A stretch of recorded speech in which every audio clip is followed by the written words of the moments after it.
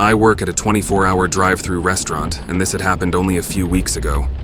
I'm a crew manager, but for the most part, I just do the same things everyone else does, which is cook and take orders. For overnight hours, we always have at least 2 people, one being a manager and the other usually being a cook. On this night, the cook had called in sick, and when I called the others to see if they could cover a shift, none of them said they could. So, by 12 a.m., I was the only worker there. Now, usually, the restaurant doesn't get busy overnight, and more employees come in at 4 a.m., so it wasn't an entire shift alone. But it still meant that for 4 hours, I had to do everything myself. I left my headset on in case someone came to the drive-thru, then started working on the tasks I had for the night. I started by scraping and cleaning the stovetops, but a few minutes in, I was interrupted by a banging sound from the front of the restaurant.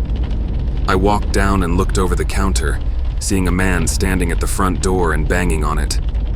Then he pressed his face against the glass and looked inside, scanning the whole room before his eyes set on me.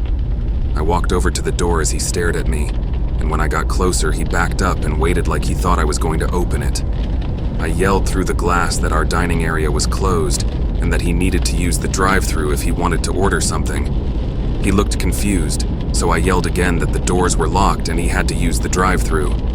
He showed no response that time, not giving me any idea whether he understood me or not.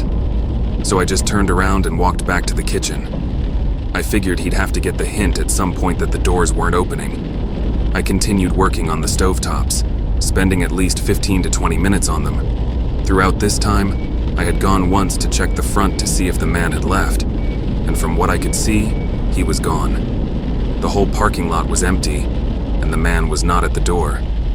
But it was a couple of minutes after finishing with the stoves that I got an alert from my headset that someone was in the drive-thru. I turned on my mic and asked for their order while walking to the window, but nobody said anything. When I got to the window, I immediately saw in the camera that there wasn't a car out there. I looked around the screen and didn't see any movement either, so I ignored it and started walking back. But as I got to the back room, I slowed to a stop when I thought I heard something. I stood in place and listened as footsteps slowly walked above me on the roof of the building. They were careful steps, not making much sound aside from the roof creaking, but I had no doubt that there was someone up there. I followed the sound of their steps with my stare, moving down the ceiling until I saw the ladder leading to the maintenance hatch, and that's when I realized what they were doing.